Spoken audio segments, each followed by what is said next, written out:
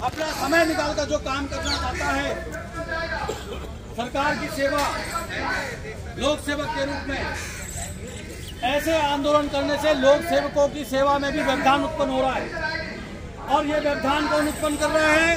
हमारे अधिकारी लोग ये व्यवधान उत्पन्न कर रहे हैं। हमारी समस्या कोई बहुत बड़ी समस्याएं नहीं है, इन समस्याओं का समाधान त्वरित हो सकता है, लेकिन इसको राई का पर्वत बनाया जा रहा है। तो आज इस मंच के माध्यम से मैं माननीय प्रधानमंत्री जी से अपने ज्ञापन के माध्यम से ये कहना चाहता हूं कि राष्ट्रीय अध्यक्ष के रूप में जो मेरे प्रति सम्मान हमारे साथियों का है, पूरे देश के वाहन चालक साथियों का सम्मान जो मुझे मिला है, इस सम्मान की गरिमा रखते हुए, क्योंकि राष्ट्रीय अध्यक्ष हर पार्टी में होता है, लेकिन उन पार्टियों के नेता लोग क्या क्या करते हैं आंदोलन में वो सब आप जानते हैं। लेकिन हम लोग एक अनुशासित संगठन है। हम लोग भारत के विभिन्न राज्यों से, अनेक भाषाओं के, अनेक विभागों से, अनेक व्यक्तित्व प्रकार के हैं, लेकिन फिर भी हमारी अनेकता में एकता का प्रतीक ऑल इंडिया गवर्नमेंट ड्राइवर से मैं आप सभी का धन्यवाद बना देता हूं। और आने वाला जो भी कार्यक्रम होगा, इसी प्रकार अपना मनोबल बनाकर और अधिक संख्या में हम लोगों ने आना है, क्योंकि अपनी बार हमें कम लोगों की अनुमति मिली थी। जैसा कि हमारे महामंत्री ने बताया, हम लोग कल भी लगे रहे अनुमति के चक्कर में।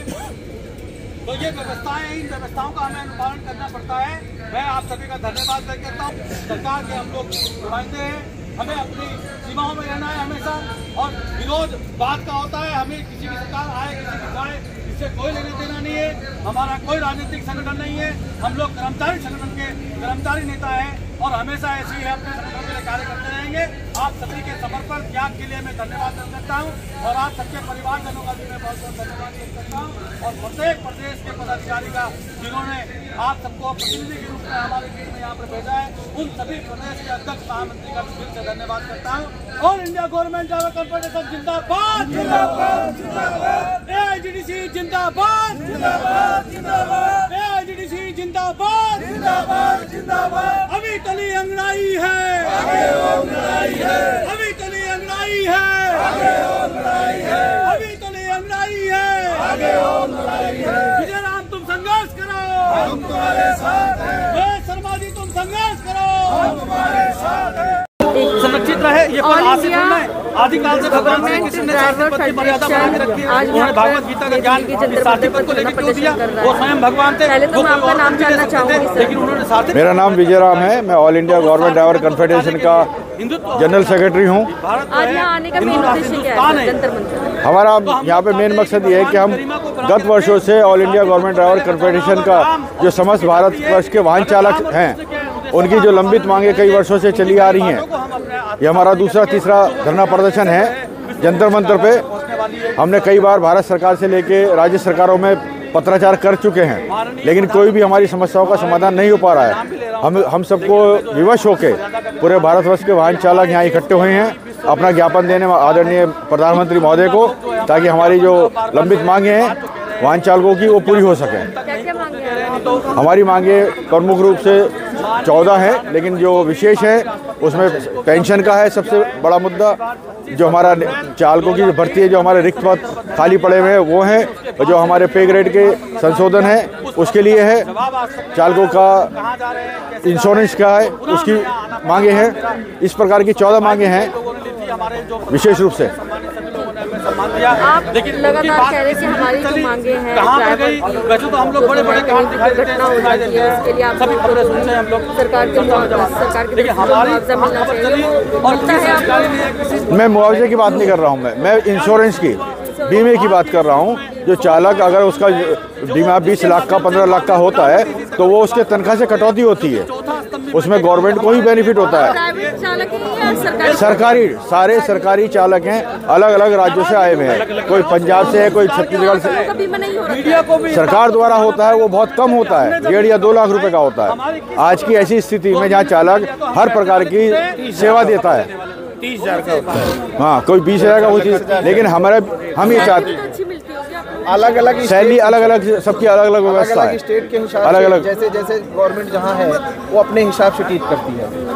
उत्तर प्रदेश का अलग है, हरियाणा का अलग है, महाराष्ट्र का अलग है, बिहार का अलग है, मध्य प्रदेश का अलग है, ये सारी चीज़ें हैं, सबको डाइवर्ट करके रखा गया है। तो आज आपको दिक्कत क्या है कि आप मेन मुद्दा क्या है आपका? मेन मुद्दा है पेंशन। हम लोग पेंशन, तो आप लोगों को पेंशन नहीं मिलती है। जो पुराने लोग हैं उनको मिलती है। मई 2004 के बाद से समस्त, केवल वाहन चालक ही नहीं, समस्त सरकारी कर्मचारियों के पेंशन को सेंट्रल गवर्नमेंट ने रोक दिया है। तो सभी प्रभावित है ना इस चीज़ जी, सभी ये जितने भी कैडर बैठे हुए, जितने देख रहे हैं आज जंतर मंतर पर, सारे पेंशन से ग्रसित हैं। जो आने वाली नई पीढ़ियां हैं ये बहुत कोशेंगी।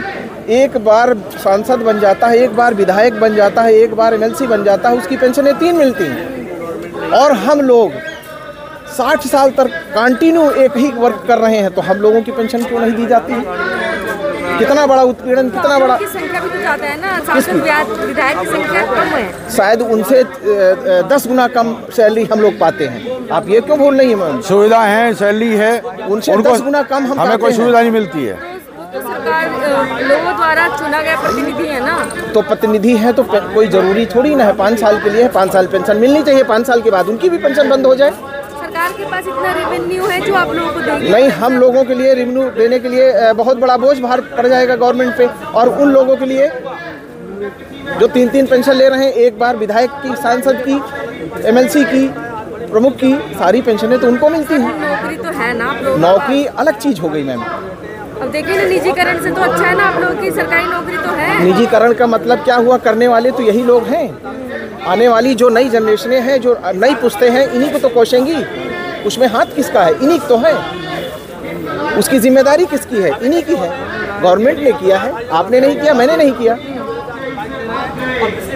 हम अपने अधिकार मांग रहे हैं। हम कोई से ये होगा कि जो कर्मचारी है वो ठीक से काम करेंगे? नहीं, कर्मचारी तो ठीक से काम करते ही हैं। जिम्मेदारियां हैं, जिसकी जितनी बड़ी जिम्मेदारी होती है उतना वो जिम्मेदारी से कार्य करता है। वाहन चालक संवर्ग ऐसा संवर्ग है जो सबसे ज़्यादा वर्क करता है। अगर अधिकारी वर्क कर रहा है 8 घंटे का, तो वाहन चालक 14 घंटे का काम करता है। 2 घंटे पहले, 2 घंटे बाद तक का रिस्क भी होता है।